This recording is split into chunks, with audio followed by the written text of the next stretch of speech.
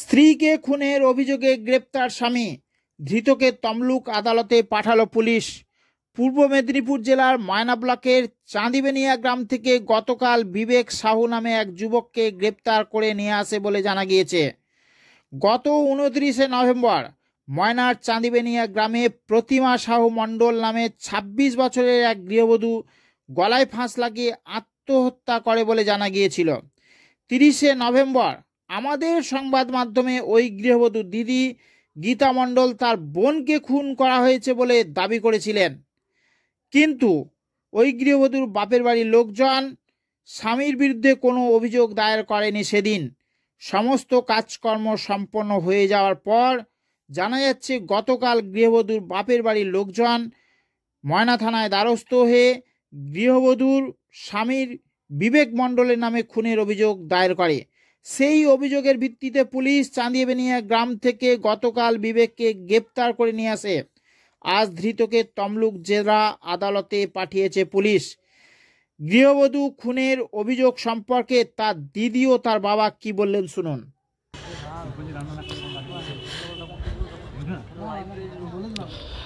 কি হয়েছে, কি জেনেছেন? জেনেছি যখন আমার বোন এমনি মরু কি ফাঁসি লাগিয়ে দেবো, ওটা নিয়ে কোনো বই নয়। আমার যখন ওই জামাইকে নিয়ে যায়, জামাই তো জিজ্ঞেস করতে পারতেন তার মাকে যে মা কি হয়েছিল, আমি তো বাড়িতে ছিলাম না, কি ফাঁসি লিয়েছে কি বলছে, কোনো বলেনি, শুধু যা দাঁড়িয়েছে। তার যে নিজের শাশুড়ি মা সে বাড়িতে আছে কিন্তু কাউকে ডাকাডাকি করেনি, বাড়িতে আছে কাউকে ডাকাডাকি করেনি। এখন ছোট একটা বাচ্চা 5-6 বছরের বাচ্চা, তাকে দিয়ে রাত্রে ভাটার লোকে দিয়ে পাঠাইছে। সেই ভাটার লোক এসে এখন নামাইছে কি নামায়নি ওটা আমার বলতে পারবো না। আমরা যখন যাই তখন এমনি খাটে শুয়ে আছি। কারণ কেন 2 দিন আগে ওদের বাড়িতে ঝগড়া হয়েছিল, শাশুড়িকে নিয়ে আর জামাইকে নিয়ে আর বোনকে নিয়ে। তখন ওদের ঘরে একটা বড় ছেলে 8 বছরের ছেলে, সে কিন্তু সবসময়ের জন্য মাকে ও ভাইকে ফোন করে, মারপিট হলে কি ঝগড়াঝাটি হলে ফোন করে। এখন সে কালকে এখন ছেলেদেরগুলো ঠাকুমাকে দুষ্টামি করু আর যা করু কি খেদি দিছে। যে খেদি দেওয়ার ফলে এখন মাকে এখন শাশুড়ির একজন সাথে আছে, শাশুড়ি একজন লোকের সাথে আছে, সেই জামাই মিলে 3 জন মিলে ওদের মেরেছে। আগলি কাতান আর অনেক কিছু লোহার লক্ষ্য পড়েছিল। আমরা যখন যাই দেখি ওই আমরা ঢোকার সময় তখন আমার একজন বড়মা ওগুলো সরিয়ে দিছি। হ্যাঁ, ওটা মেরেছে, ওটা নিজের সব মরেনি, ওটা কেউ মেরে ওইরকম করেছে। আর ঘরগুলো খোলাখুলি যেমন ঠেলাঠেলি হয় 2-3 লোকের খুঁজতাখুঁজতি সেরকমই হয়েছে। ওই আমার বোনের বরের উপরে ওদের ঘরে বাড়িতে যে একটা লোক আছে ও আর আমার বোনের শাশুড়ি। বোনের নাম প্রতিমা সাহু মণ্ডল, বিবেক মণ্ডল, গীতা মণ্ডল। আমি দিদি হই ওনার। আমার নাম মামনি মণ্ডল,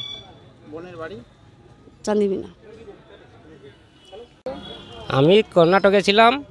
ওই দিন 5:30টায় আমার মেয়েকে ফোন করছি। মেয়ে বলতেছে যে আমি বাবা রাখো, আমি সন্ধ্যা দেরি 5 তোমাকে ফোন করব। তারপরে আমি 6:30টার দিকে ফোন করি আর কেউ ফোন তুলে না, আমার মেয়েও তুলে না, কেউ তুলে না। তাহলে 15-20 মিনিট পরে মনে হয় আমার বাড়ি থেকে ফোন করলো যে আমার মেয়েকে মেরে দিয়েছে। তারপরে আমি বাড়ি এসে আমার মেয়ের বাড়িতে গেলাম, জামাইকে বললাম যে জামাই আমার 2 লাত্তিকে আর তোমার বড়ো ভাইয়ের ছেলেকে পাঠিয়ে দাও, আমি ফটো লেসি দেবো। সে বলছে দাদাকে জিজ্ঞেস কর, তার দাদাকে জিজ্ঞেস করতে বলছে আমি পাড়ায় জিজ্ঞাসা করি। এই করে আমি 1 ঘন্টা বসে চলে এলাম, পাঠায়নি। ঠিক আছে, জানিয়ে দেখলাম যে হ্যাঁ অবশ্যই মারা আছে মেয়েকে। আমার একটা হচ্ছে প্রতিমা সাহু মণ্ডল। কত বয়স ছিল? 26 বছর। আমি কালকে থানায় অভিযোগ করে কেস চালু করছি, আর কালকে ধরে এসছে আসামিকে। হ্যাঁ, বিবেক মণ্ডল। তপন সাহু, চাঁদিবেনিয়া। সেই চাঁদিবেনিয়া।